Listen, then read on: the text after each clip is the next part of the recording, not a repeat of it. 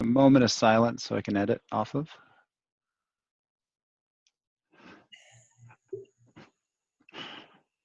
Hello, everyone. Welcome to the Empowered Athlete podcast. I'm Paul Durden, joined by my lovely wife, Kari Schneider, and the incredible Kaillie Humphries. Welcome to the show, Kaillie, and thank you so much for making the time to allow us to delve into your career, the good, the bad, the ugly, the highs, the lows, and there's been many. It's been an incredible career, and we're just thrilled to have you on the show. Thank you so much for joining us. No, thanks for having me. I appreciate it. This is an incredible time in your life. I can only imagine that when you had Olympic dreams as a child, you could never in a million years have predicted, say, the last 10 years. Definitely not. I mean, my goal was just to go to an Olympics. The goal, it developed very quickly, and the ability or the want to win gold always was slightly there. It became a lot more realistic the closer to making an Olympics I got, but definitely to the magnitude that it has taken off. I owe a lot of that to my team, to the support staff, my coaches, my therapists, my family, the people that believe in me. I definitely did not do it by myself in any capacity. And so I think their belief in me, my belief in myself, and the ability for all of us to work extremely hard and be very passionate about what we do, I think that has definitely elevated me to this level so consistently. The Olympic dream, though, was it originally? It wasn't in bobsled; it was skiing, was it not? It was skiing. I remember watching. Tell us a little bit about what just kind of sparked you into getting competitive. Skiing at that level. The first Olympics I remember watching was the 92 Olympics. And what drew me to it, we were all kind of in a living room area, me and my family, and we had met Mark Tewksbury before. And my parents had known him, and he had come in. And so we were watching somebody we knew. And I remember watching him, and that was the year he won gold. And just his face and how excited he was, and the environment that I was in kind of fostered that feeling for the Olympics, as well as the feeling for winning and being the very best that you can be, and competition in sport. And growing up, I was always very active. I played tons of different sports: badminton, volleyball, track and field, soccer. Ski racing was the first thing that I really fell in love with, though. I was 9 years old when I started, which in the skiing world is a bit late, but it was about 9. My parents were very supportive of it. My dad was the one that taught me how to ski, and then eventually, got me into the ski racing competitive side of things. And I thought, this is it. Like, this is what I love. I'm meant to do this. I'm going to go to the Olympics. That was not, that's not the case. I had crashed a couple times, and I was getting a little scared every time I would get out on the track. I had broken a couple bones every single fall. There was that doubt, there was that fear, and I didn't have the fearlessness that those top level athletes did. I wasn't able to turn it off, and I just wasn't that competitive. I was never going to be on the national ski team. I grew up with athletes that ended up making the national ski team and going to the Olympics. The 2010 Olympics, there was at least 3 or 4 of my ski racing buddies that I went to high school with, that I grew up ski racing with. We were all at the Olympics together, which was really cool. Although I'm now for a different sport, but it definitely did not start in bobsleigh. Ski racing was my first love. And when I was 16, I realized it wasn't going to happen. And I wasn't having fun in the sport anymore. I wasn't as competitive as I wanted to be. And, I just didn't have it. So reality came in, little gut check, and had to pick a different sport. And we trained a lot at Winsport in Calgary. Did you stay longer? Sorry to interrupt. Did you stay? This is a question that I'm finding relevant to young athletes right now.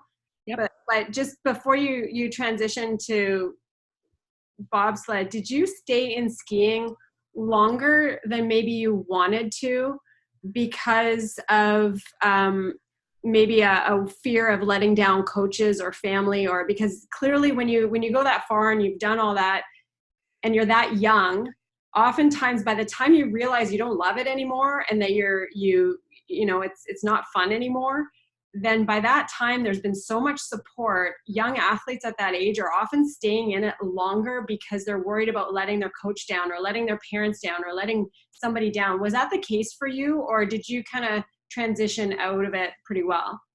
I transitioned well, but I probably should have ended it about 2 years earlier. At the same point, I don't know if I would have found bobsled had I ended it a couple years earlier. I think the transition point just happened to be at the right time. I was still very young to transition into bobsleigh. Junior in bobsleigh is the age of 26, and you can't compete internationally till 18.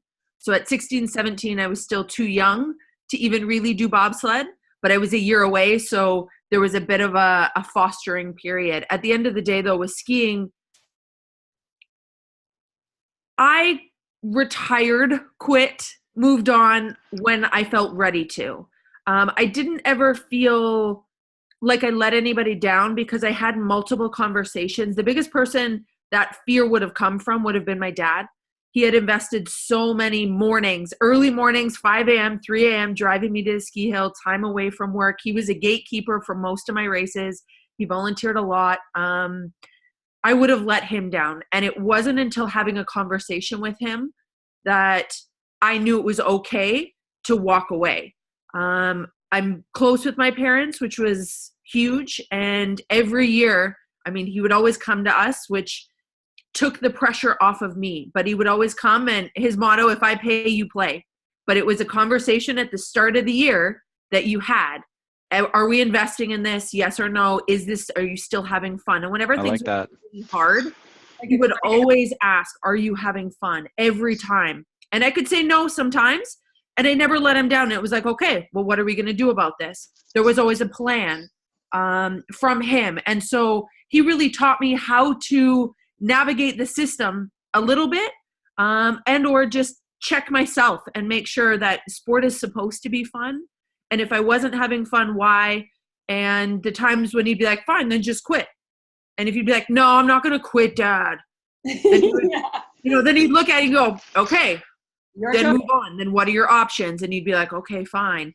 So, it helped having a very supportive dad that understood the essence of sport, that took performance away from it and allowed the stress or pressure of performance to be on me. I was putting it on myself. Nobody else was going to put it on me. But realistically, it took about 2 years to get to that point. I wasn't successful for the last 2 years of my career, but I kept doing it because I believed in the dream, and this is what I really wanted. And I did invest a lot. I was going to the National Sports School at the time for high school. My parents had paid for me to go to a special sports school. Yeah. Like, there was a lot invested in there, and I wasn't just going to walk away from it. But at the time when I knew it wasn't right, I knew it wasn't right. And I did have my parents in that safe place to go to. And then we came up with a plan. And my dad was actually the one that took me to the talent ID camp for bobsleigh. He helped me look it up online because I was like, I don't want to be done with sport, but I'm not having fun skiing anymore. And, I don't want to stop sport, but I don't know what to do. And so I had come up with a couple options. Like you had typically those talent IDs, they're like almost like a combine. Was it one like that, or what? Like the it was a combine. Yeah. After I retired, so I quit skiing in like April, and then midsummer was when I found bobsleigh. So it was a couple months. My dad wanted me to go back to university, or to go to university. He said, well, you can either stay at the sports school, let's go back to a regular high school, and then let's set you on the university path. That's not really, that didn't excite me. Let's just put it that way. That did nothing. I value school and education 100%. And I am so thankful to have the sports school that allowed me to graduate and get a high school diploma. And I did end up taking a university class, but that was never, it didn't excite me. It wasn't one of those. I swear that's what he did. It's like national team. I did 4 classes. See, you got 3 more than me. I did 1 like years later, 6 years later. But it just didn't excite me. There was nothing about it that I was like, ooh, yes. And I school just, it caused me like anxiety almost. I wasn't taking away from what you really want to do. Like you recognize that I want to do this, and all this distraction is doing is having me do less of what I really want to do. Yeah, 100%. So we decided kind of midsummer that I'd stay the rest of the year at the sports school, and I'd kind of try and accelerate my graduation date. It wasn't the 6-year plan as it would have been for being in ski racing, and I needed to kind of do summer school and really invest to graduate in the 3 years, but we were going to focus on that and then look for a different sport. And I've always been very strong for a female. I've always had very big legs. So picking a sport where I thought, okay, what is my skill set and what excites me to watch, and what do I think I could be good at? And I always loved roller skating as a kid. And so I thought, speed skating, this is it. This is what I'm going to do. And then training at Winsport, I had seen some of the bobsledders, and they were really nice people, really strong.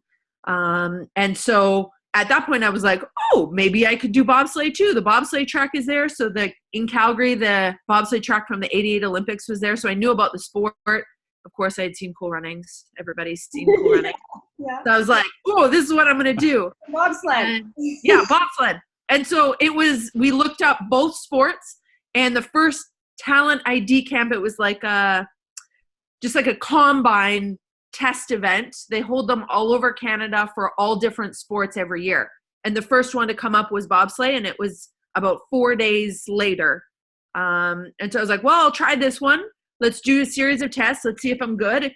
If I'm not good, let's look at the speed skating one. Yeah. And so I went to the bobsled one. When you were alpine skiing, or you were around that, say 15, 16 age, were you lifting then too? Mm-hmm. Yeah. Yep. Not nearly as heavy as bobsled requires. But I definitely was lifting. Yeah. Yeah. Okay. Yeah. There was a lot more cardio as well involved. Reps of. You don't like cardio? Just the way you said that, I'm detecting something there. Okay, I'm spoiled with bobsleigh. I run 30 meters. Like, cardio for me is 100-meter sprints. Like, that's far now. Or I jog real slow for like 30 minutes, and then my muscles are like, nah, you're good. Like, shut down, and I'm walking. You know Cassie Harish? You remember? Yeah. So I dragged her up some really awful steep hills in Mexico for some hill runs. And I think she's hating me ever since then. Like, it's just like, no, this is not me. It's not what I do. Why would we even do this? This is ridiculous. Yeah. The competitor side of me thinks, I got this. I could do this all day long. And then I start doing something. I'm like, nope, my body, there's zero chance. You have not trained for this. You cannot accommodate this. No. And so it takes me a minute. Having last year off, I really had to kind of switch focus a little bit with training. And I worked on some of my weaknesses for sure. I have a capacity. Ski racing gave me the capacity to do endurance. So for some reason, last year I was training with a professional tennis player for a period of time, and she does way more cardio than I've ever done in the last 16 years of my career. But I noticed training with her, there would be a period where I'm really strong and powerful and super fast, and I can explode out. I'm like, yeah, I'm good. And then I die real hard, real fast at like set 10. Yeah. And then all of a sudden I like plateau a little bit. And then from 15 to 20, I can really take off again. And I think a lot of that is just from training for ski racing for so many years. I have that capacity once my body figures out, okay, we're in this for the long haul. It starts to transition, and I can usually finish pretty strong. And I think my mental game is pretty strong too. So I'm like, okay, I'm close to the end. You can do this final push. Yep. We call that the home run response in heart rate monitoring. So I got a good home run response. I learned that one, but it still dies so hard in the middle. And that's the way I've trained my body. It's a machine.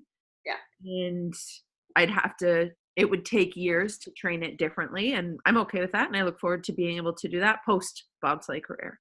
So did you crush the combine when you first tested when you were young? I didn't crush it, but it was good enough to get invited to the national team.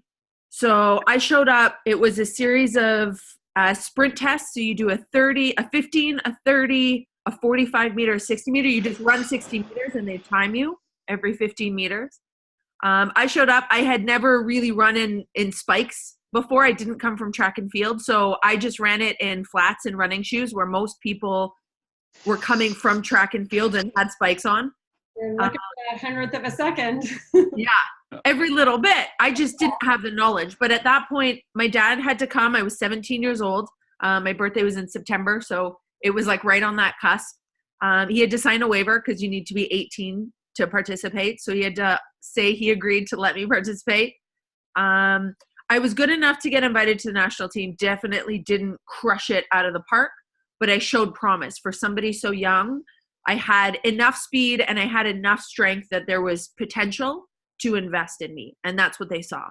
And so, yeah, from there, that following year, I did bobsled only for a couple weeks.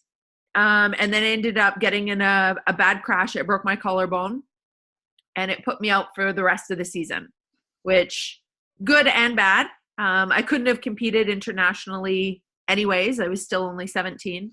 So there was definitely like a learning development period of just get into the sport, get into a sled in Calgary. Let's get you sliding down. You just can't compete on the world stage yet. At the same point, I don't know if I would have been good enough to compete on the world stage. So it allowed me a year to figure out if I really loved it and if I wanted to do it. And especially getting injured, that fostered that, is this something you really want to do? You did it for 2 weeks, you learned a little bit, and now you're out. There's a lot that's going to be required to do this sport. And are you vested in it? Yes or no? Well, what about that fear factor? Because that ended up being a thing in skiing. So what allowed you to get over the crashes and have the ability to go fearless down the track? In bobsled, you have no choice. In skiing, you can slow yourself down. You can hold back. Yeah. You can hold back. Yeah. You cannot hold back nothing in bobsleigh. Once you're in, you are going and you sort it out or you don't and you crash. And the fear of crashing and that fear of getting injured, that fear of, risking somebody else's life when they're in the back, the fear of getting crashed, that scares the crap out of me. And still to this day, it motivates me so hard, especially when you get to a new track. I get so fearful of like making mistakes that it forces me to focus extra hard. And I've learned how to harness that, where it's not a fear that cripples me. It's not something I seize up with. It's something that I recognize allows me to be more focused, more intense, and then I can perform better. But there is no holding back in bobsleigh. Once you go, you're in, you're going. You don't pull the brakes at any point going down the bobsled track. So there's no slowing yourself down. You can bang into a bunch of walls, but A, who wants to do that? And B, it's more dangerous because then you put yourself in bad positions. So it's nicer, it's smoother, it's faster, and it's more safe when you drive good lines. So I had to learn very quickly how to overcome that fear and make it not something scary, but make it something that could benefit me to have, good, clean, smooth lines down the track. And ski racing helped me develop, when I did become a bobsled pilot, how to look for lines, how to understand pressure, to look far of where I was going. I had to do it in skiing with gates. And so in bobsleigh, I had that natural ability as soon as I became a bobsled driver to do it. But I spent my first 3 years in the sport as a brakeman. So the person at the back, just pushing. Would you consider yourself an adrenaline junkie? Like if you didn't have bobsled, would there be the need for something that was like highly stimulating? I don't think so, only because I'm a fairly laid back person. I hate roller coasters. I'm not a big Oh, that's hilarious. Like I refuse to go on them. Even little rides that it's the drop feeling. I hate that so much. There's no way. If it never does that, if it never does it, speed, I could do all day long. Put me in a race car with somebody, get me somewhere, and I'm like, I get super excited with speed and going faster and pressure, but I don't. Paul, he can't stand a roller coaster or anything. I mean, you Oh, I tolerate. love roller coasters. It's spinning. I hate spinning rides. But then he's Yeah. like, he's become a pilot, and so they have to do certain drills. And I'm like, how did you not barf? Like, what? Yeah, I know. So it's just different. But I don't think I seek out thrill. I enjoy a moderate amount of it in my life. That I'm definitely going to be more adventurous than most people. I enjoy all types of sports. I'm willing to try most things. I just also know what I like and don't like, and I am very adamant about those things. And there's certain things I just will never do. Bungee jumping, nah, I'm good. Never on my list. Skydiving, never. Those things won't happen. I have no thrill for them and no reason to. Like some people are like, just do it once. I'm like, no, I'm good. I know I will hate it. And there is no point in doing it. Roller coasters now are the same for me. Like I will not enjoy this so much that it will destroy the rest of my day and I will hate it. For you. Yeah, then it's like, oh, no, it's not worth it for me. Yeah. I could go on the swings. The swings are fun. It elevates you up high, you spin around nice and slow. I wouldn't do that. Paul's like, no, not gonna happen. The swings are no. Yeah, no, not gonna happen. Yeah. So what happened for 2006? So you ended up having the hope for the Olympic dream at that time? Yeah, so 2006, I spent from 2003 to 2006 for 3 years as a brakeman. So I trained, I was the fastest girl in Canada on the back of a sled, arguably one of the fastest in the world. Over the course of that 3 years, getting closer, I was getting higher and higher to inevitably ranked one of the top in the world. And in August, with the Olympics in February, my ego cashed a check that it couldn't handle. I decided to go to World Push Championships. And I thought, I want the title for sponsors, to be able to get sponsors, to be able to put it on a resume. I want to have the title of World Push Champion. I want to be the best in the world. And at that time, there was a push, like a push competition that they would hold once a year all over the world. And it was just like pushing on a bobsled track on wheels, kind of like a roller coaster, but you push down and it comes back up. And they had it in Mexico. They host it in different parts. And I thought, I want to be World Push Champion. And so I went. I was in the best shape of my life going into a couple months before the games. And I was warming up in this little like rugby field. And I tripped on a garden hose. Why it was there, don't know. Watering some plants or some grass, and it was like a little garden hose, and I thought, oh, I'll just hop over. And somehow a hop over, not looking at my feet, I ended up tripping on it and rolled my ankle instantaneously. Like by the time I rolled it and I looked down, it was the size of a like baseball in my ankle, and I was like, uh-oh. So got off of it right away. I ended up tearing all the ligaments and muscles in my ankle. So that was 8 weeks in a cast, no walking. Then it was 8 weeks in a boot, walking. So pretty much I was off till Christmas, the Olympics 2 months away. So everything I had built up for 3 years, everything I had worked for, instantaneously went away. And that was really hard to take.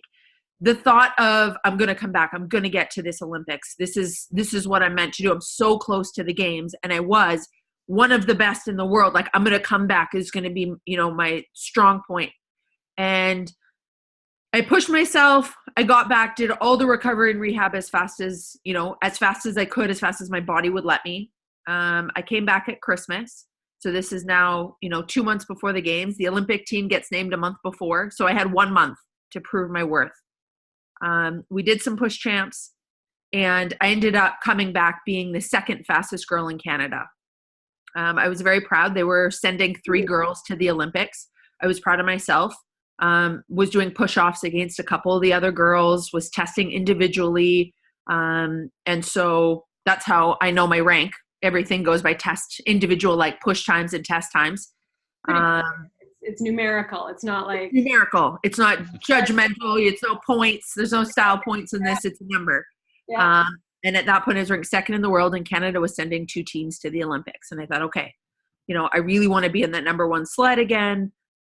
I am where I am, but I've got some time. So I get named to the Olympic team January. The Olympics are in February. I'd come back strong within kind of that 1 month period.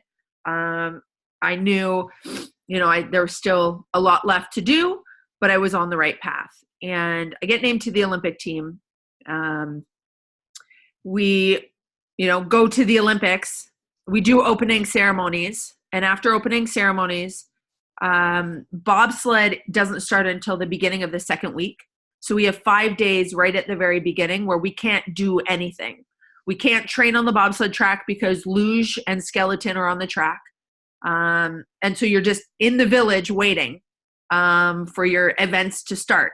And so we decided to go, instead of just waiting in the village, we decided to go to St. Moritz in Switzerland, which was a couple hours drive from Turin, Italy. And we were going to go and slide and do some bobsled stuff for those 5 days and then come over and do the bobsled week as per normal.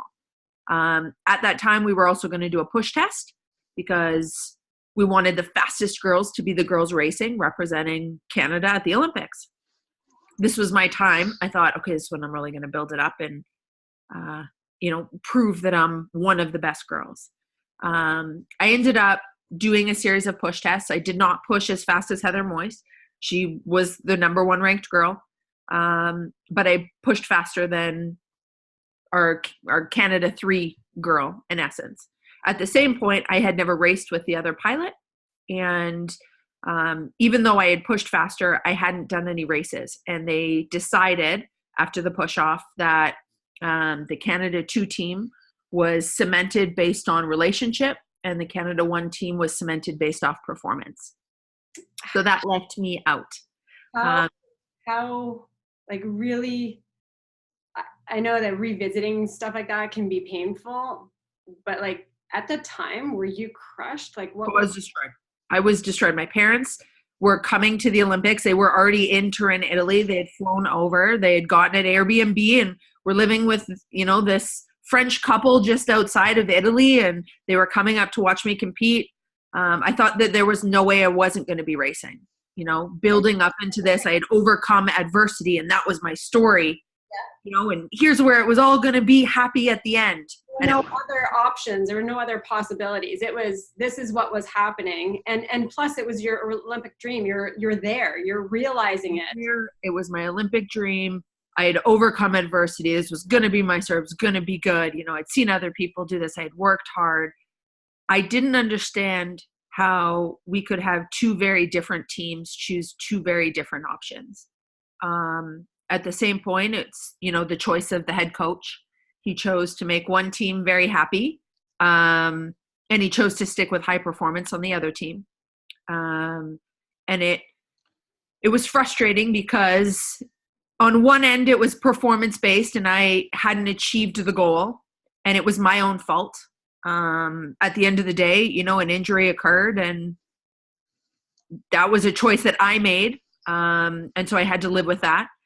And whether I would have beat her or not, had I been healthy that whole year, who knows? No one will ever know. Yeah.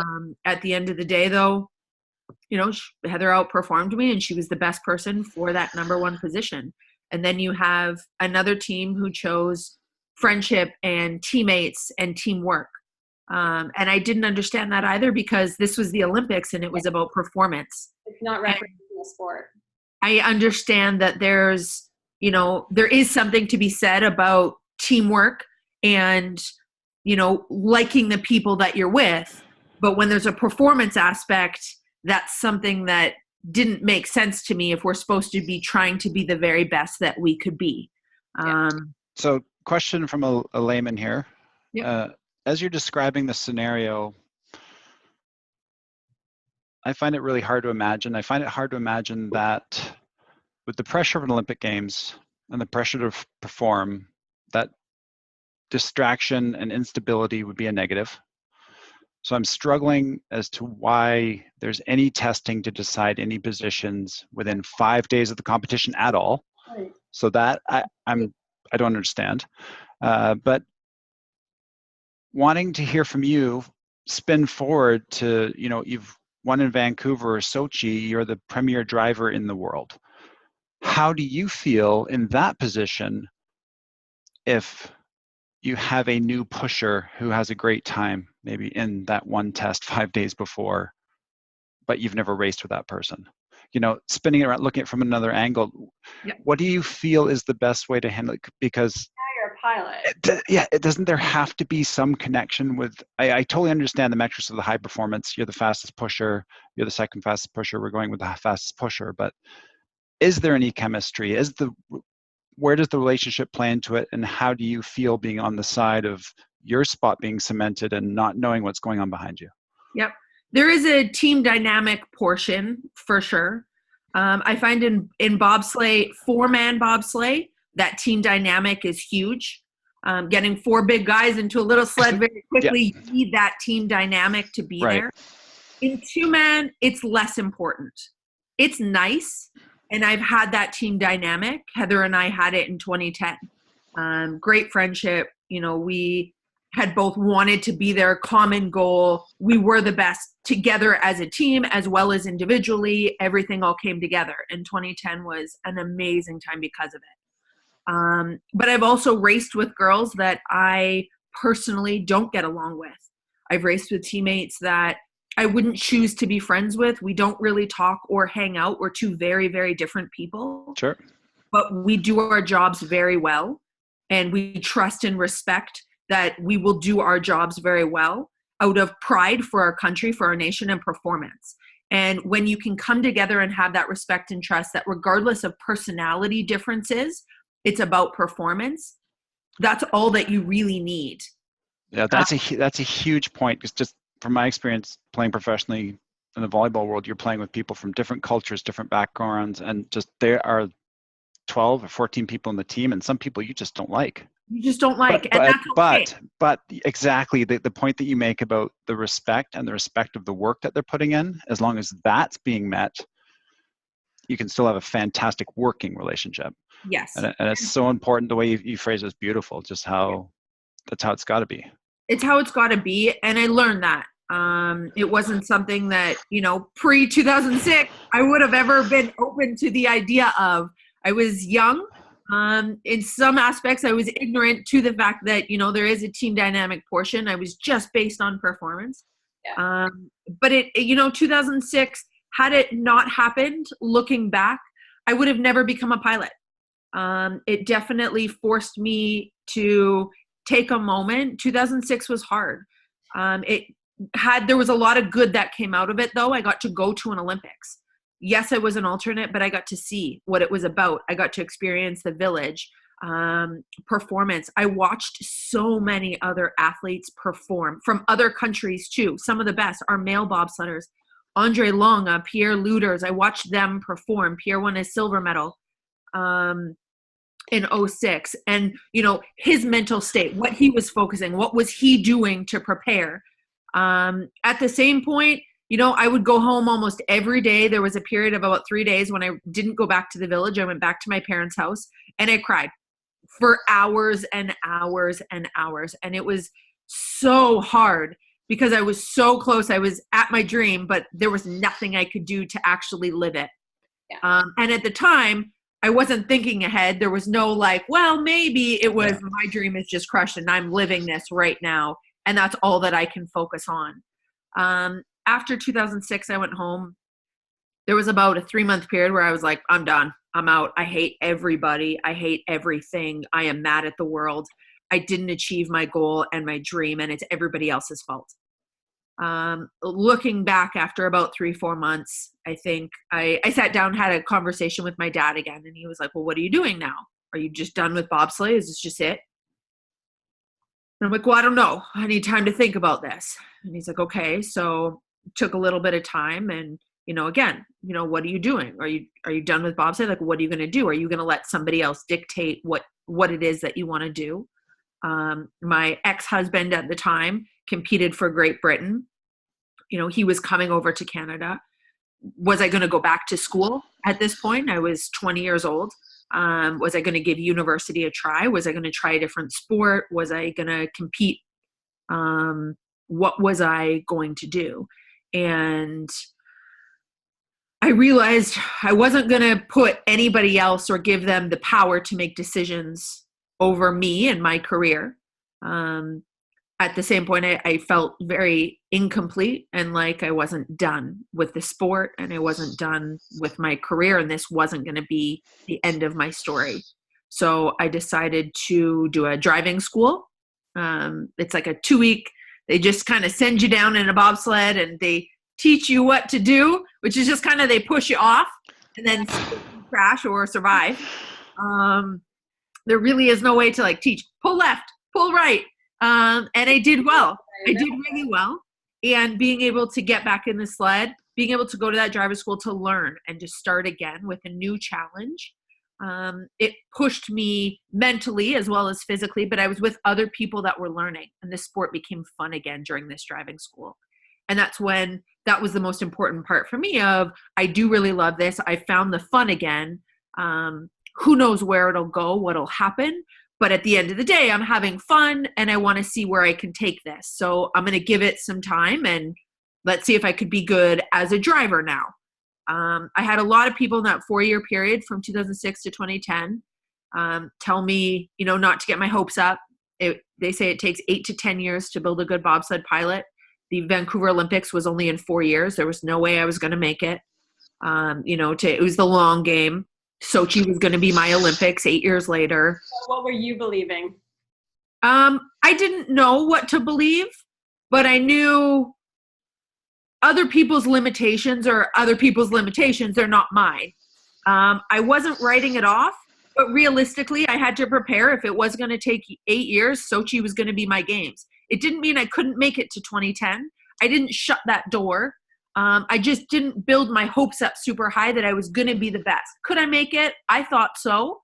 But if I didn't, I wasn't going to let myself down, but I wasn't going to shut the door and not try. I wasn't going to not work hard because other people said, well, there's no chance of you doing it. Yeah. So every day I got on the track, I focused, I did the very best that I could. And that was my 4-year plan. Learn as much as I can. I had already gone to an Olympics. I had been to a World Championships. I was a brakeman on World Cup. So I had competed without the pressure of performing as a driver. Yeah. I had seen all of it, been through all of it. I just had to learn how to drive a sled in those pressure situations. And as I went through, 2007, 2008, there were certain races I failed hard. I'd have one really good one and one really horrible run. I'd be ranked really high, like second or third, and then I would drop off and finish 7th. And I'm like, what is happening? I would, again, look to other athletes that were the best. Andre Longa from Germany, Pierre Luders. There were so many other athletes. And at the same point, we had a number 1 pilot, Helen Upperton. So the pressure on me wasn't there at all. It was on her to perform. She performed in 2006, came 4th. She was a favorite going into 2010. Everything was built up around my teammate, which allowed me to kind of fly under the radar a little bit and just focus on doing and learning as much as I could. There were no expectations put on me, and I didn't have any on myself, but I knew I wanted to at least get to an Olympics and try. So the whole goal was just trying to get to 2010 and have that be an experience and actually get to an Olympics. I could not have imagined we would have won that race. At the same point, Pierre Luders, one of the top bobsledders in Canadian sport, but in the world, I had really looked up to him. He had kind of taken me under his wing and helped me as I was starting to learn. I bugged the crap out of this poor man. Every question I could possibly ask all the time. And I know he's like, I just want to perform, but he was so great. And anytime I would come with a question, he would answer it. He would help. Pierre really allowed me to ask as many questions, even at the top level that he was at. And so that was great for me because I had an expert in the field close to home who I could then resort to and look up to and ask questions of, why do you do things this way? And he would do something and I would try it and be like, well, that doesn't work for me, but I could adopt it. At the same point, I wasn't learning, how to be high performance as a pilot right from go. I didn't have to make things up and guess. I could go, well, he does this between runs, so he doesn't get stressed. I'll try it. Does it work for me? Yes or no? But at least I'm starting at a higher up position. I'm Yeah, not totally you're trying what the best do. You're not trying and trial and error on your own whim. You're trying what the best do. what the best do. So I'm closer to, okay, if I got to chop and change a little bit, 10%, that's fine. But this is a common theme that most of the top people do. They all, do it this way. They all do, bobsleigh this way. They treat their equipment this way. This is how they align their runners. They're always seeking the best in this capacity. They get their own therapists, their own coaches. They make sure things are handled. So I had and saw what they did, and I just emulated that for a period of time. And so 2010 was amazing. It was 2010. It will still and always be, people ask, what's your favorite? And it's like picking your favorite kid. Yeah. But at the same point, 2010 was pretty good. That will and always be my favorite games. A, it was a Canadian Games.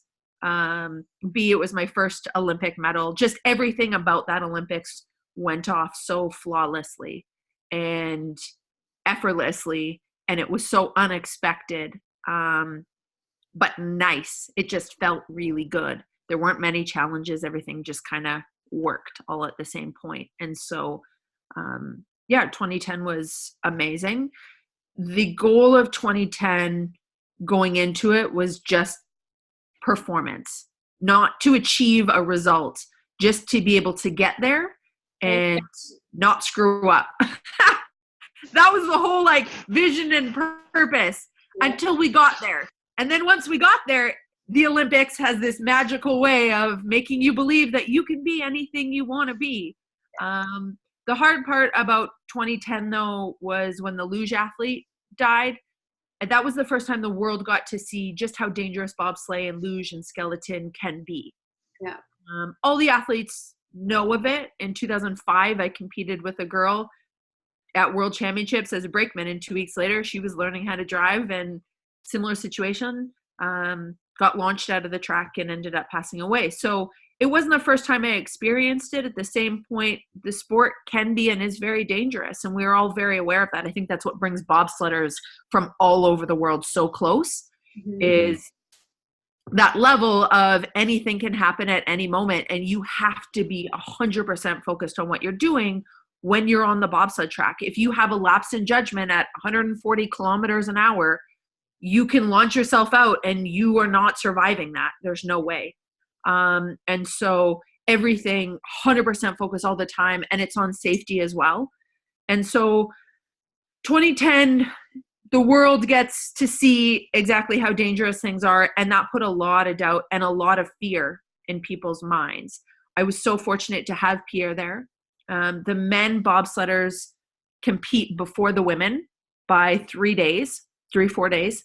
So Pierre got to get on the bobsled track before I did. So that 5 days when women's bobsled can't do anything after opening ceremonies, Pierre was on the track. And he took the first run. He was experienced. He had been to the Olympics. He won gold in 98. So right up till 2010, he had been to 5 Olympics. That was his 5th one, I believe. And, I was living in the same house as him because we were all, Team Canada was divided in condos, and he got on the track, and I was like, Pierre, what's going on? What's happening to this track? People are freaking out right now. I'm starting to freak out and doubt the track, doubt my ability. I've only been driving for 4 years. What am I supposed to change? I don't even know what I'm doing. Really, it's only been 4 years. And he slid the first day, and he was like, nothing is wrong with the track. Everything's fine. The athlete made a mistake. Which happens. He goes, it's the same track you and I have been driving for so long. And having that confidence in him and having his confidence in me going, you'll be okay, just do what you've been doing, allowed me to not panic as much, because I could have gone way off the rails. Yeah. And his confidence in me to do what I did, as soon as I got on the track and I took that first run, it was like, okay, he's right. Sounds good. Just keep doing what you're doing. I'm going to be safe. I'm going to be fine. We've planned and prepared and trained on this track. I had over 300 runs on that track. Then I had to really focus on me and learn very quickly how to shut the world out. Yeah. 2010 was the first time I really had to shut the world out, because there was so much chaos and panic from every athlete on every level, from the track crew, from the coaches, from everybody, and from the world looking in going, what's wrong with your sport? I really had to learn how to shut people out and just focus on my performance. And I think because of all of that chaos, it really allowed me to focus. And that's what made 2010 possible. I was solely focused. Heather and I were solely focused on performing individually as well as together. We really came together at that games. She did her job. I did my job. We had been to 2006 together, although very separate, kind of fighting each other. 2010, we were there together as a unit, but that wasn't new for us. She brought the confidence from the pushing side of it. And at the same point, she entrusted me, I entrusted her. We both showed up to do our job, but we both wanted to be there and perform for each other, for the country, and just do our best. And when we focused on being good individually, then we could also focus on, coming together as that team unit. And so that's what 2010 and the kind of the mental process was mostly about. And after first run, I found myself in a position, I was winning the race, and I had never been in that position before. And I was like, oh, okay. And then your mind starts to wander. Second run, I'm like, just keep trying to get better. And at no point did I settle. A lot of people, the Olympics is special, and it's 2 days of competition, 4 runs, 2 runs each day, all 4 runs count. So most races throughout the season, it's 1 day, you do 2 runs in 1 day, that's the race. So we have one time in the year where it's 2 days back to back, all 4 runs count. So you have to be consistently the best. Tension too, for not only the audience, but also for the athletes as well. The tension's building to see what's going to happen. You got to go home and sleep. You got to prepare for day 2. You got to perform back-to-back days and be good on all those days. And so after day 1, I was winning the race. I chose not to focus on times. It was important to me and the coaching staff that they didn't tell me how much ahead or behind or the position I would be in with a time. I didn't know. But you'll know from running last that I'll know I'm in first place in what position, but Yeah. I won't know if it's by 100th of a second Right. or by 3 seconds. I have no idea. And I chose not to know that. It was a strategic plan my coach and I, Stefan Bosch, came up with. It wasn't the first time we had tried it. We had tried it during World Cup races. But what I really liked about this plan and why we needed to make it happen in the Olympics in 2010, the pressure to not screw up or the pressure to perform when time is close, it stresses you out real hard, especially when it's hundredths of a second. What is hundredths of a second? It's the width of a hair when you're standing still. And you're like, how do you measure this much? Yeah. Over 4 runs and 3 days of competition, and your livelihood is based on this much. It's so hard to wrap my head around. And I didn't want to be thinking about, okay, go faster, get a time. I needed to focus on what I was doing, on my job. The bobsleigh required it. I required it of myself to perform. And Heather needed me to focus on my job from a safety aspect as well as a performance. And I owed that to her. And I couldn't be distracted by anything else except for every single corner trying to do it the best to my ability. And so that's what we focused on. As soon as I jumped in that sled after pushing, it was like, push as hard and as fast as you can, jump in. Corner 1, okay, here's the line, do it. Corner 2, after run 1, what mistakes did I make? What was good? Okay, what can I make better? How do I, continue to get that same feeling of what's good? And that's all that I focused on. I didn't want to know anything else, nothing else. Just tell me when I need to be at the start line, and I'm going to do the job that I have to do, which is driving this bobsled track to the best of my ability at that point. So having that team, having that support allow me to just focus on driving a bobsled and pushing as fast as I could, taking out a lot of the noise, minimalizing the distractions, having that support crew help build that confidence in me to go, nope, you're fine, when I wouldn't necessarily have it. All of those things allowed me to be the best athlete and allowed me to be the best teammate so that we as a team could succeed in 2010. And that's what we did. And being able to be up there as well with Helen, kind of Canada being gold and silver was awesome. That was super cool. It just showed the depth of our team that year, the teamwork that had gone in from coaches, It wasn't easy. We definitely had a bunch of squabbles on the team that year, but everybody, checked the ego. Everyone did the jobs that they were there to do.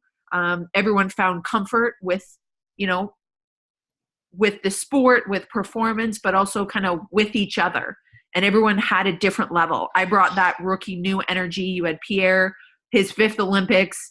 You had Helen, who, she was taking the brunt of the pressure and the stress, and she did perform with all of that having come forth at the Olympics before. And I looked up to that. So it was, going to say it's a great learning example for you going forward and furthering your career as well with what she was able to do.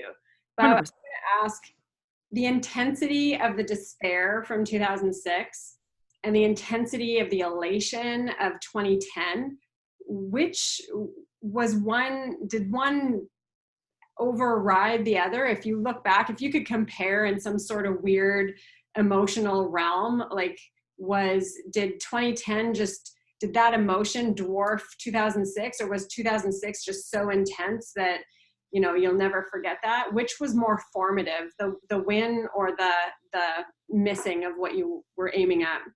They were both formative. I have now been to 4 Olympics, and I have had to learn that every Olympics is very different and unique. And I don't judge them off of each other. I'm a different person at each games. Each Olympics has taught me something different. As you're growing. As I'm growing, as I'm learning. And that's in life, not just within sport. Sport has taught me that happens in real life. So when I look at life, I can understand it through, what's happening within sport.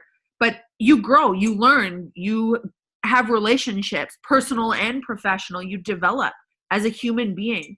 And sport has, helped me along the way.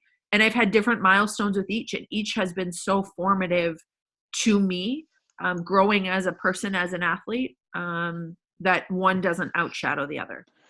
For the learning that you just mentioned, and about 5 minutes ago, you mentioned watching Pierre Lueders and these other top performers, but you said you watched what they did for what they had around for therapists, the coaching they had, all the components of their team that equated to success, and that you were trying to model and do all those sort of things.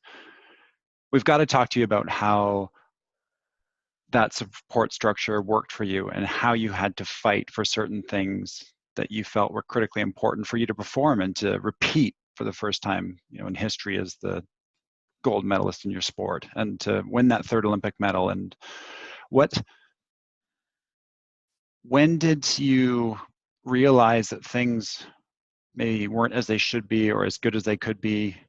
And when did you have the confidence to say something? And can you just kind of walk us through that? And a little general question, but. I realized the value of my team after 2010, and it was a battle to get them involved for 2014. And who's your team? Just so the listeners really understand what it takes. Steve McMillan was my start and strength coach. So he's responsible for my sprinting, my weightlifting. I started working with him in 2007. So having him on board, involved, he's been there for all the highs, the lows. We've really developed together, coach-athlete relationship. But I admire him and respect him so much from a coaching perspective. And there's so many things that he brings. Gordon Bosworth, he's an osteopath. He's from the UK. I had met him previous to 2006, but he's one of the best therapists that I have ever worked with in my entire life. This guy is a magician and a freaking genius when it comes to the body and performance. I was lucky in 2010, Gordon was the head of Speed Skate Canada in the medical department. So even though he came from the UK and I had worked with him from 2006, he was involved in the Canadian program in 2010. So I had access to him, which was fantastic, but I didn't in 2014. He wasn't involved in the Canadian system and he was operating independently. He had started his own company. And so getting him involved back into the Canadian system, as well as just getting him or keeping him involved with me specifically, knowing he had to focus on his business back in the UK. That was a challenge.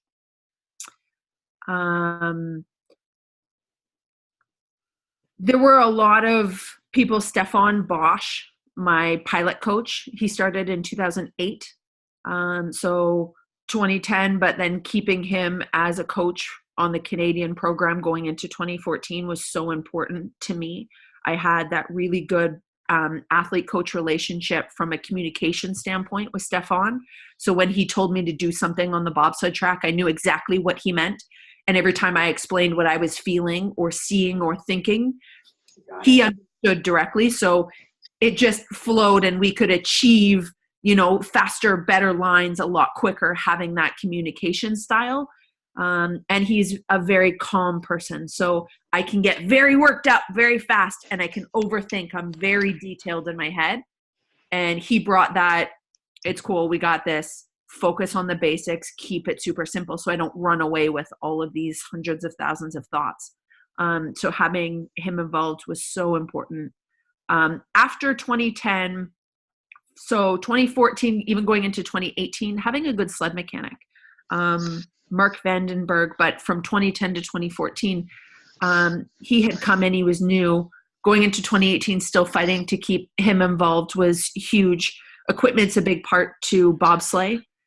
So a lot of these things, some of these people were involved within the Canadian team, the Canadian bobsled team specifically, and some people didn't want to be. And if they didn't want to be involved on the Canadian bobsled team, then I had to find a way to still utilize them if that's what I felt was so vital to my performance. And we had to find a way to make it work. And sometimes that involved me flying them out for weeks on end and having to pay individually for it, if and when they could come out. Sometimes it involved the Canadian Olympic Committee, making sure, especially in 2014, if they weren't involved in the Canadian team, could we get them accreditation and make sure that they could still be there at the Olympics because they were vital to my performance as an athlete. And it was the same in 2018. So as much as I could, I tried to get these people involved in the Canadian team because they're the best in the world. I think they are at what they do. They've helped me be the best multiple times.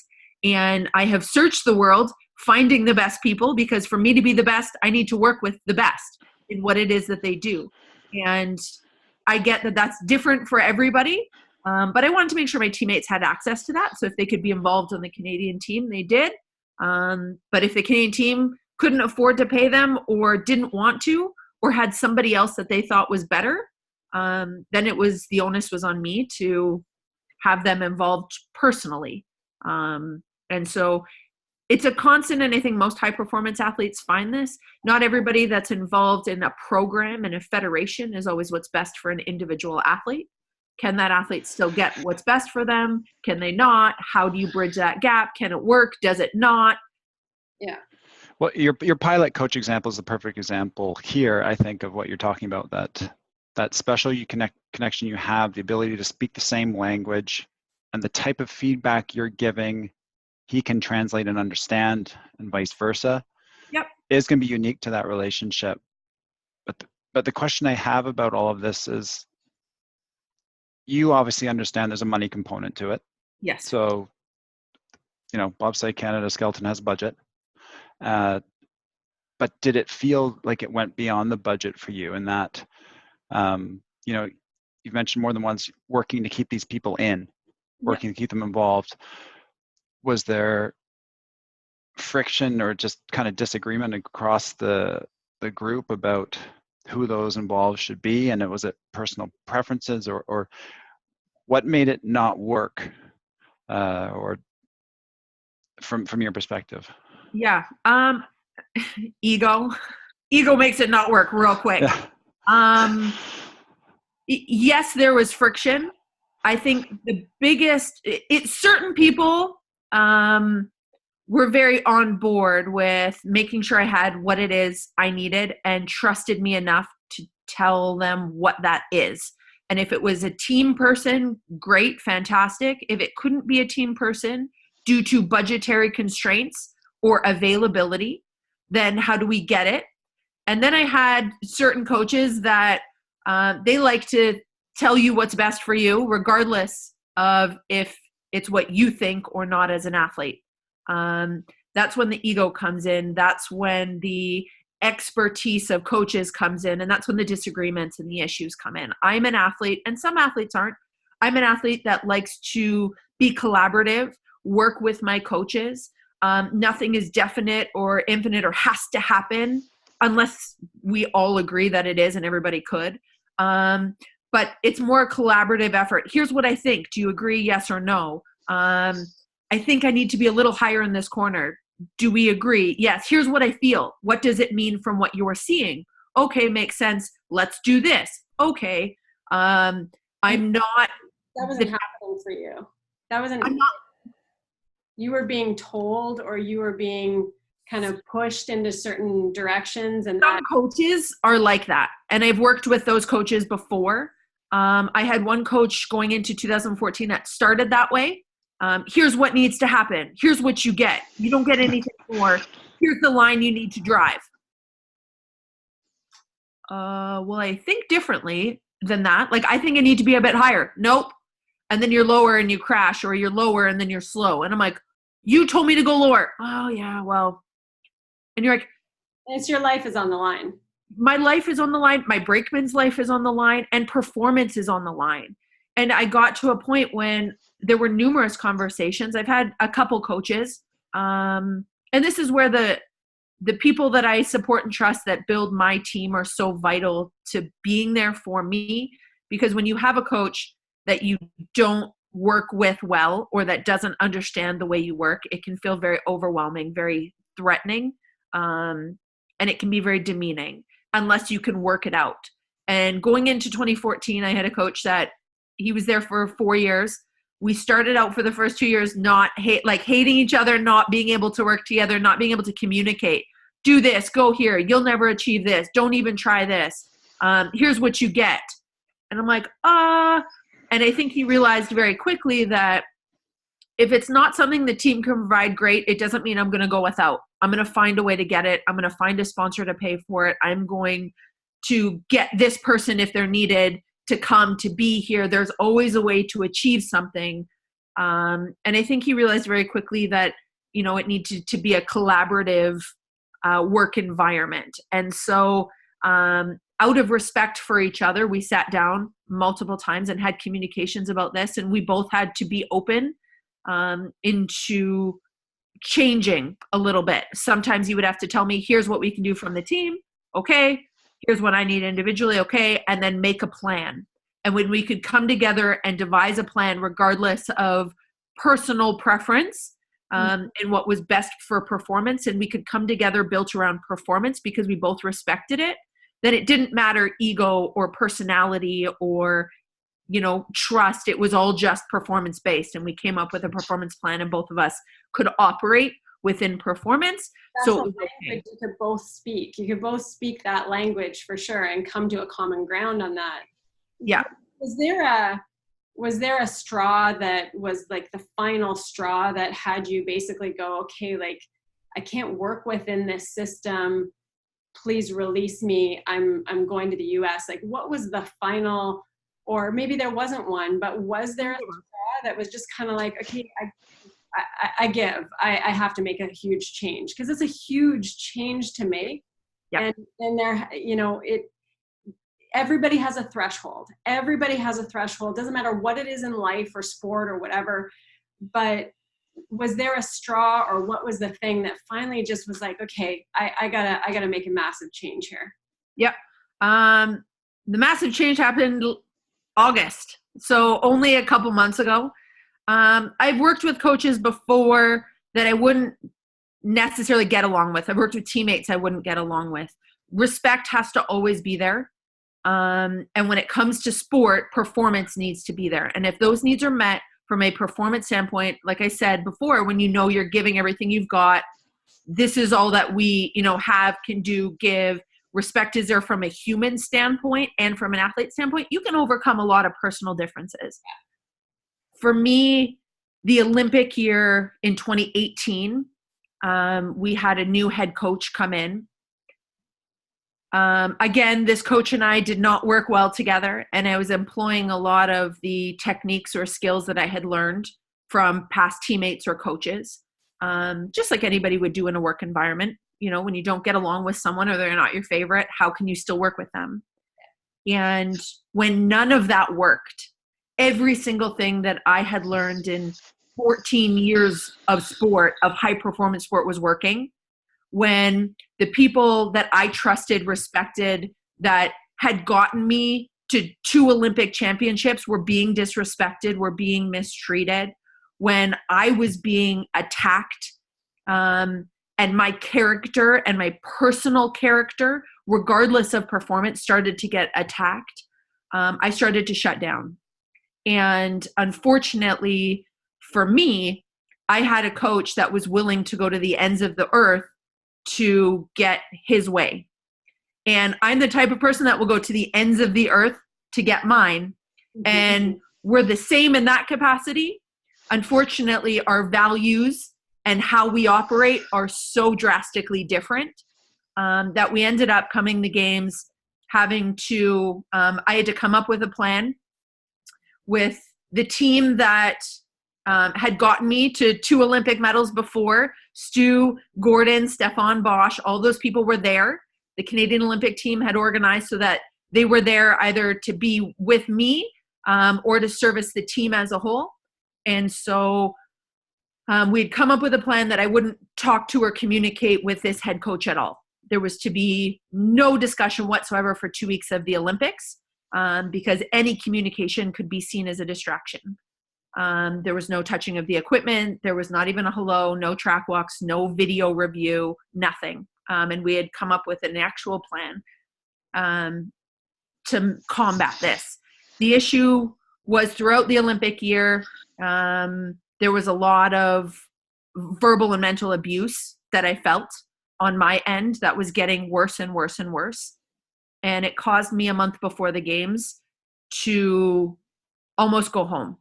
I got to a point after 15 years in a career that in January, a month before the games, in tears, destroyed after being yelled at for an hour and a half on what a horrible person I am, as well as what a disappointment to my country I was, that I asked to go home.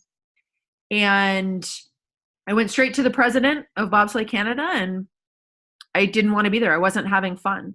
To get an Olympic champion to want to go home a month before she's about to potentially make history, knowing I've given my entire life to this and I am the most dedicated person possible, wanting to achieve something no one else in the sport has ever done, took a lot.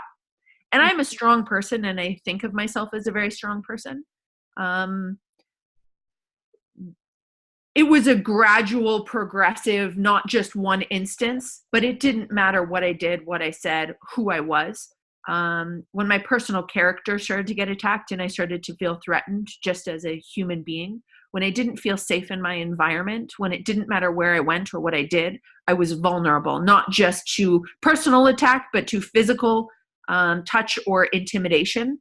When my environment felt unsafe to me, that's when I was like, I'm not having fun, and B, I'm not okay here. So we devised the plan that I wouldn't talk to this coach at all during the games, and we were going to get through the games. And that plan honestly allowed me to be successful at the games. Getting back, not having communication at all kept me safe, which was great. And I worked with Felicia and my teammates. After the games, there was a major depressive episode. I was clinically depressed. I was experiencing a lot of very physical issues that occurred. There's always an Olympic lull, as most people will talk about post games. Everyone goes, yeah, for like a month, you're really sad or you just have no motivation. But this lasted for a very long time. And to such a severe degree, I was experiencing headaches on a daily basis. Couldn't leave the house, wouldn't leave the house, light, dark. Motivation was not even walking my dog did I want to get out and be athletic in any capacity? And I was like, something's not right. I was getting rashes all over, hives all over. And I was like, we got some major issues here. So I sought help. I personally went to Toronto, had a brain scan of an MRI, wanted to make sure, I didn't have a concussion or something wasn't concussion based. What was going on with my eyes? What was affecting my vision? Why was I breaking out? I had blood work done and blood tests done. And I was like, something major is happening. And that's when I was diagnosed with depression and started taking medication and, came up with a plan to combat that. And all of that led to me understanding, working with a psychologist and a sports psychologist, led to me breaking down the Olympic season, which was when I realized that there was a lot of verbal and mental abuse to what I felt. And I needed to make it known. And it wasn't something that I came to lightly. It wasn't something that I just was like, oh yeah, this is what this is. It took months with professionals to get to this point to understand. And when I made it known, I was blacklisted. My funding got cut almost immediately. And I felt very alone, more alone than I had ever felt. At that point, I have 3 Olympic medals and What was your expectation in making that public? My expectation was to stop it from happening again and to change my environment for the next 4 years moving forward. The only thing that made me feel safe and able to compete at a high performance level was removal of this coach from my environment, not from the team, just from me specifically. So my intention of filing was to make it separate, officially known, so that officially we could do something about it for the 4 years moving forward. And whether it would change for, the team aspect or just for me, I needed to make the team aware from a legal standpoint that this was occurring so that there would be no question moving forward on what it is I would need. And what hurt the most about the reaction? Because you're going into it with this intent of, no one should be experiencing this. I'm just looking to separate myself from this. Yeah. To be blacklisted. Was that I was blamed. That it's all your fault. When you get yelled and screamed at and told you're a horrible person, what did I do to deserve that? At that point, there's nothing, it didn't matter what I said. It didn't matter what I did. I was then blamed for, well, you should have done this and you should have done that. There was no support in regards to helping me through the depression as well. I felt, as most people or anybody that's ever, felt really low, you're not in a rational mind per se, and you get to the point when you don't know why and how you are where you are, but you feel really bad about yourself, about the situation, and you don't really know what to do. And so to think back and go, what could I have done differently? Is this my fault? What did I do to deserve this? And then have the people that are supposed to keep you safe, the federation that's supposed to help you and provide resources to help you, deny you all of those services and then blame you. That hurt the most because I felt like my country abandoned me and let me down. And I felt I did nothing to deserve that. At that point, I had achieved 3 Olympic medals for these people. I had been invested for 15 years of my life, time away from family, from friends. This was my livelihood, and I committed 100% of everything I had to it. It cost me relationships, friendships. This is sport. This is high performance sport. And I was always okay to give it until I wasn't okay to give it anymore. And when I stood up for myself, when I stood up for my mental state to say, hey, something's not right, I need a change, and here's why. Everybody's guard went up, fair enough. But there was no course of action. There was no plan. I was used to, okay, here's an issue. Let's fix it and get past it. And instantly I was shut down. And there was no plan moving forward, and I was abandoned. You think that they just hoped you would quietly retire and that then you're done? done kind of thing. 100%. That's what they were hoping for. I think that's why they removed funding 2 months after I filed the complaint. Although I had a signed agreement and I had paid my team fees for the year and I planned on competing, there was no acknowledgement. It was, well, here's what you're going to have to do. You have to just we're going to keep putting you in the position you feel unsafe with. We're not going to make any changes whatsoever. You have to deal with this. This is your problem, and it's not going to change. Okay, so I have no say, no capacity, nothing, and the answer was no. So then I had to choose. Do I continue down this path that I felt had caused major depressive episodes and that put me in a very unsafe environment on a yearly, monthly, weekly basis where I'm destroyed as a human being, or do I not? And I think they hoped that I just would retire and walk away and that I had no other options, and that I would no longer be a problem. By cutting your funding and everything, it's not like you even have this option to keep competing with Canada, even if you chose to try and endure what your coach was putting you through. So, all the resources get cut. So as soon as your funding gets cut, you no longer have access to training facilities, to therapists, to doctors, to coaches, to medical staff, to anything, to dentistry, to you no longer are off the island. Athlete. You're off the island. Yep. As soon as that gets cut, you're done. So I endured it for a year. My funding was cut in October. For the remainder of that season up until March, I endured it. I tried to come up with new solutions, new plans. I had reached out to Bobsled Canada and say, hey, I still want to be competing. What do I have to do to get back on the team? What do I have to do to get my funding back? What camps do I have to attend to? And I was ignored. For months, I was ignored. Then I got a response that said, well, what do you need to feel safe and high performance? Provide a list. I provided a list. Yes, you did. This is what I need to be high performance. This is what I need to feel safe. After it was requested, what do you need? I gave it to them. Mm-hmm. That list was later then used as against me to say this was her demand list. It was never a demand list. They asked for it and I provided it. It's all things that had been provided in the past. Nothing new. And it definitely wasn't just solely for me. It was to keep me safe, and other athletes would have had access to all the same services. Which is a big deal. Just to clarify, because when you end up bringing an extra service provider in, I've always been the service provider, right?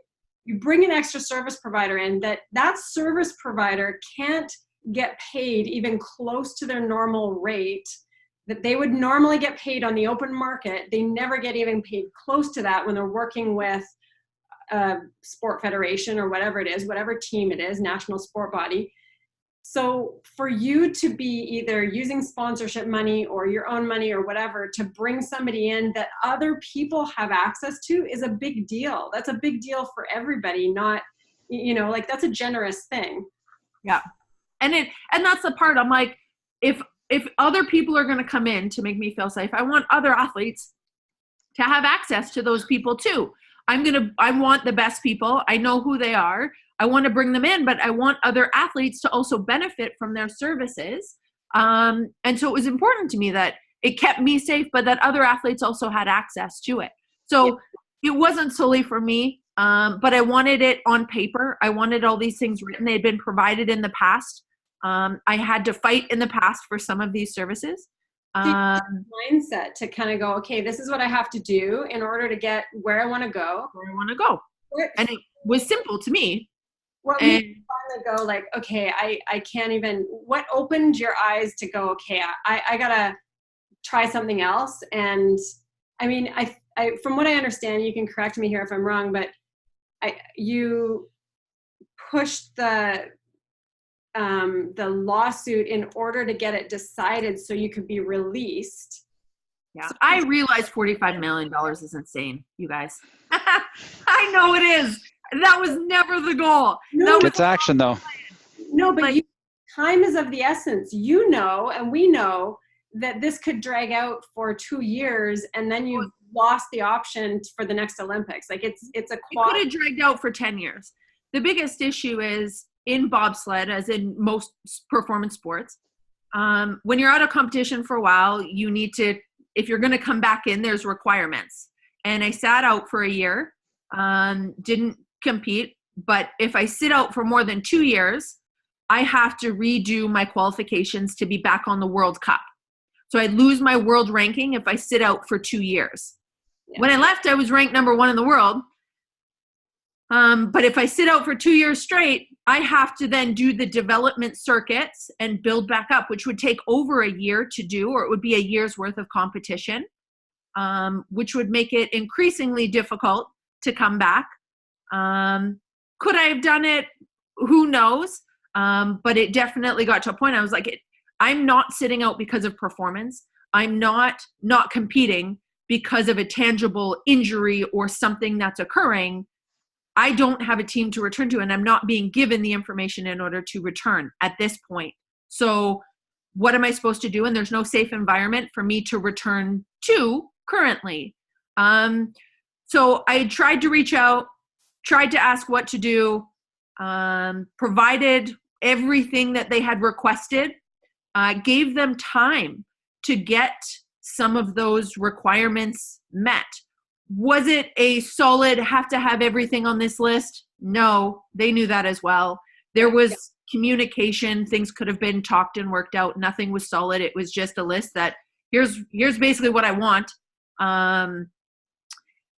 in an ideal world. And there was no communication. The first national team camp occurred and I wasn't invited to it. And then in August, a second national team occurred. They had known for months I wanted to be back on the team, and national team camps were occurring. At this point, because I wasn't given the information, I wasn't participating in the camps, I was not eligible for another year. So now I'm going to have to compete for an entire year without funding. That $20,000 that the Canadian athletes get a year to compete is what we live off of. That is our life. And without having it and having to compete and give everything of my time and my commitment and get no payment whatsoever again, that was a major issue. So I needed funding in order to still be able to leave Canada for 4 months and compete on the World Cup, where I can't have a full-time job and be making income, but be able to pay rent or a mortgage or car payments or have food to live. And so in August, when I wasn't invited to the second camp, there was no communication as to how I was going to be able to return whatsoever. That's when I knew the September 30th deadline in order to be able to be on a team and be competing this season was fast approaching. And I was getting no communication whatsoever from Bobsled Canada in any capacity. Email after email after email went out. Deadline's coming. Can I be on the team? What do I got to do? Are you guys working on some of these requirements? Are you not? What's happening? And there was no communication. So that's when I was speaking with my husband, and I reached out to the American team. I've been living down in Carlsbad in California for the last 4 years. I had planned on just still living here. We were getting married. I was going to get married and still be competing for Canada. But when competing for Canada was not an option because I was not being communicated to in the slightest, I needed to come up with another option or retire. And in the Canadian system, the way that it works and operates, there are holes in the system. And unfortunately, a lot of national sport federations are allowed to police themselves. Nobody can hold them accountable. During this time, I reached out to the Canadian Olympic Committee. I reached out to Own the Podium, to a lot of the funding partners. Every connection I could have possibly had within 15 years of being at the top level in Canadian sport, I reached out to and I talked to.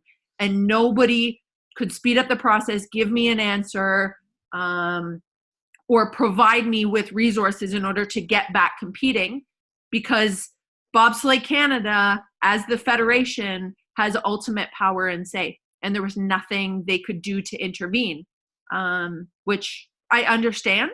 At the same point, it allows federations the power to police themselves. They can say, yes, this happens. No, this happens. They can run an investigation. They can hire people and pay people to do investigations or not. They can take 6 years. They can, after an investigation, the federation has the power to go, yeah, I know the investigator said we were all wrong, but we don't agree, and then not implement it. And I think people don't know that either. And so, of course, federations are going to be very, very resistant to change. Athletes Canada is doing an amazing job at trying to have a third party be somebody that deals with all complaints, whether they're abuse, harassment, physical, mental. If there's an issue and an athlete files a formal complaint, it should go directly to a third party. Sport dispute resolution could not get involved in my case until Bobsled Canada asked them to. And they didn't ask. And no matter how many times I said, let's go to the sport dispute resolution, the answer was no. So that was the reason for the lawsuit. I had to sue them, force them to go to court to get an answer of no, so that we could then proceed to the sport dispute resolution, because that's what the judge required us to do, and that was the next step. So everything was strategic. It was political. Sports should not be this way. It got real messy. This is a very bad breakup, and that was not the point of it. I just want to be competing. I want to be able to be the best athlete that I can be. I don't think any athlete should have limitations put on them, whether it's performance or not. Sport's supposed to be fun, and it shouldn't be as hard as it is. And yes, there are standards that are met. There is high performance. There is pressure. But most athletes put pressure on themselves more than any country, any coach, or any federation could put on them. So when there's added pressure and stress from family, from coaches, from friends, that is exacerbated 20 times inside of an athlete's mind. And I've been fortunate to have amazing coaches that have taught me how to deal with that, but have helped release that pressure and that tension. And I've had a very supportive family, which has helped me through a lot of this. But for me, the biggest thing was getting back to competing. I'm not done. And I don't think it's right or fair that somebody else gets to dictate when I do retire or when I, have to hang it up. And I don't think I should be bullied into not saying my truth. I don't think I should be silenced when there's an injustice because somebody doesn't want to deal with it, or because nobody wants to acknowledge it. And it should get brought up. And I'm not going to shy away from it. It hasn't been easy. And I knew that at the end of the day, though, if I don't speak up as one of the top athletes in my sport, who's going to? Because anybody else that's below me doesn't have that voice. They don't have necessarily the support structure. And someone else would have been silenced far earlier because they either wouldn't have had the clout, they wouldn't have had the medals, they wouldn't have had the experience or the strength. But now where you are, how does it feel to have made the US team? Like what is this like right now? Matt, give me an Olympic final any day over US team trials. I won't lie. I was so stressed at those trials just because everything rides on me making that team. Whether I, whatever it was, everything was built around me making that team. It has been a great transition. And I'm sure people don't want to hear this from Canada, but US has been fantastic. They've been so welcoming, so respectful. It's been a collaborative effort. I haven't been given anything, and there's been no payment whatsoever. So contrary to popular belief, I'm not being paid to do this. This is a choice. And I had to earn my way. I wasn't provided equipment of any capacity. I had to buy a bobsled. That cost me $70,000. I had to show up to team trials with my own equipment. I had to, I wasn't given, I was lowest on the totem pole, and I had to earn my way onto that team. So as hard as it was, I respect that process. I respect them for standing up for their current athletes, for making me go through that process. And I think that's where the respect on the team has come in, because I wasn't just given a position. It wasn't based off past performance. It's not going to work. If it wasn't, just like everybody else in that day. Yeah. And so that's really built the respect and the relationship with the athletes on the team that I do have now. And I'm thankful for that. And the coaches have been fantastic in making sure that, the environment is conducive, that it's respectful and fair for everybody, and that everybody is communicated to in the fashion that suits them, and not everybody's going to be happy, but that's not what it's about. As long as it's fair, it's equal opportunity, and that you have a chance to showcase who you are as an athlete. That's all anybody could ask for. And that's the environment that I'm in now. So I'm very happy with the environment and the team. It's been weird. I won't lie. There's been certain things that are just very different. At the same point, bobsleigh's bobsleigh. So I know what I'm doing. The people I'm around, I've known and been friends with or teammates with, I've competed against for a very long time. There are milestones. But being an American, living in the States, I've done that since a kid. My grandfather was American. My great-grandmother was American. I've traveled. So those parts aren't weird for me. Definitely milestones. The first time, you get to do something is like, oh, this is a little different. First time putting on the Team USA jacket, the first time you stand on top of the podium, got to sing a different national anthem. You're like, this is different. But my teammates are so supportive, which is great. We all sang the anthem together when we got to stand on top of it a couple weeks ago. The first time I'll get judged on the world stage in the World Cup again, that'll be a new milestone. When is the next World Cup?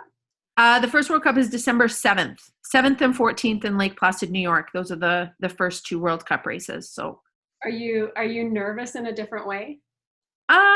Yes and no. I was more nervous for team trials because the USA team trials happened at the same time as a North American Cup race. So it was kind of like a dual purpose. And there were people from Canada. I had to come face to face with the coaching staff and the teammates that I had been on the team with for a long time. And so it was certain teammates were fantastic and other ones super awkward and weird.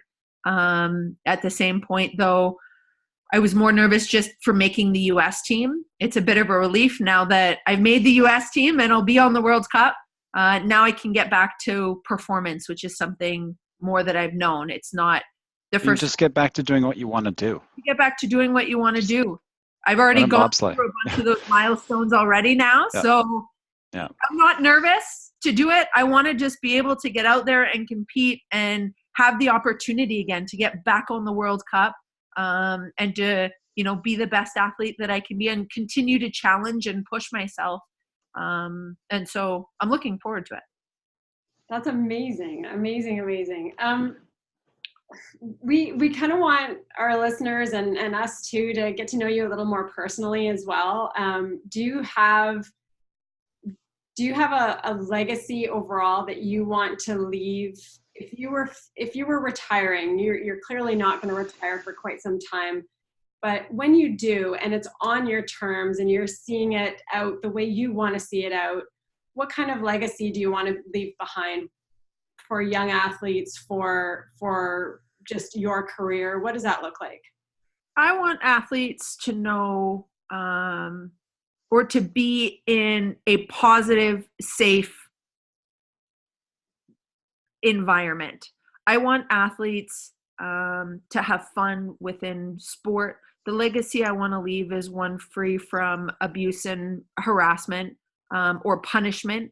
And I want them to have the strength and the courage to be able to speak their truth in whatever capacity that is. Most importantly, I want opportunity for younger female athletes so that when they come up through the sport or sporting system, that greater opportunities are available to them. And I want people to believe in themselves and to know that anything is possible and that with hard work and determination, they can be the best in the world, and to not let somebody else dictate their life. That, you have the power and the influence and the voice and, the skill set in order to be the best that you can be. For me, the biggest part, I think, throughout my career is not comparing myself to others and not letting anybody else define me or my journey. And I want other athletes to believe and to know that that is possible. And not even other athletes, but other women, other females. I want you to know that that is possible and can happen in any capacity, whether you're a doctor or a teacher. It doesn't matter. You can be the best and whatever it is that you want to be. And to work hard at that and to challenge yourself. And it's not going to be easy, but it doesn't mean that it's not right. And, have fun. It's your life. Live it. Is there something about you that, despite having a fairly public profile, that most people don't know about you that you would want people to know about you? I think a lot of people see me as strong. I definitely have a very good resting gym, hard focus, intensity face. Mm-hmm. But I'm actually a big softie when it comes to most things. I take things to heart. I am a very detailed, very personable person when you get to know me. And I think a lot of people don't necessarily see me that way. I don't show a lot of it, I guess, or enough of it. But that softer side is there. And I do require it just like I do my intense, more focus side. But it is there. So, I think that's part of my makeup, but I want people to not forget that. I don't do things on a whim or just because. Everything has a plan and a thought out process in detail, and I enjoy what I do. I don't like roller coasters. No. And I'm a homebody. I'm definitely more of an introvert, I think, than people seem to understand as well. I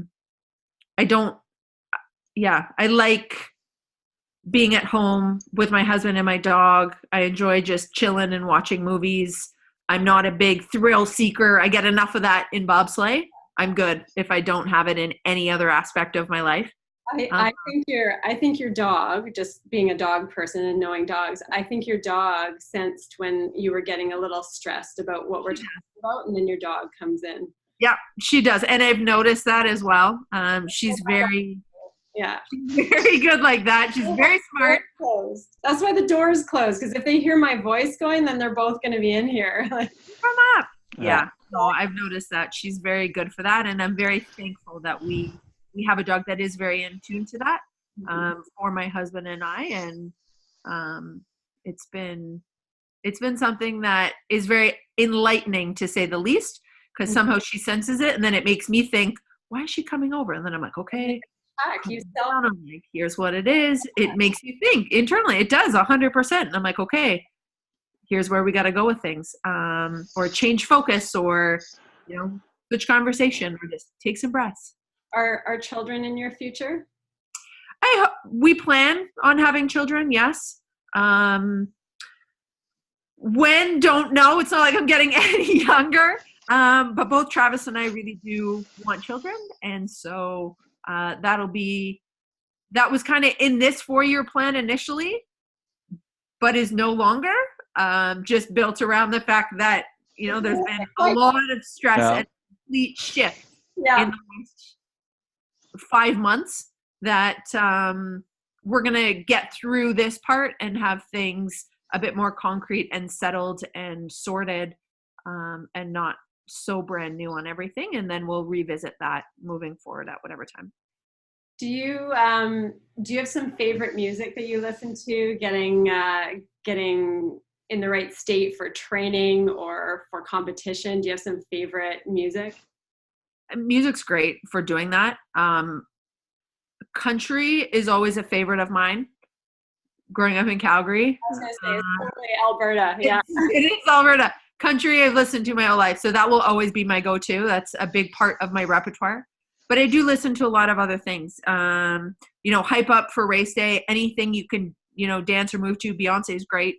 I'll put on Eminem. It really depends on what I'm seeking from the environment. For cool down after a workout, or if I know it's the day before race and I can't get too excited, I won't put on anything fast or hype, because it builds you up. So I'll stick to more like singer-songwriter acoustic style stuff or like some slower country stuff. But yeah, it totally depends. I enjoy most music. The only type of music I would say that I don't understand is like house or techno. That's the only type that I haven't learned to appreciate. It does nothing for me. But all other types, I like the top 40s and most of those. Well, we can't thank you enough. We're so grateful that we could share to our audience and to other people your story, so that not only do people really understand you and how hard you work and how incredibly devoted you have been, not only to your country and your sport, but also just to the cause of being who you are, being respected for who you are, and as a human, and as a woman, and as an athlete. And we really, really appreciate your sharing all of what you have with us. Well, thank you. And I appreciate the opportunity to be able to do so. Well, it's been a pleasure speaking with you. We're going to wrap up on our recording here.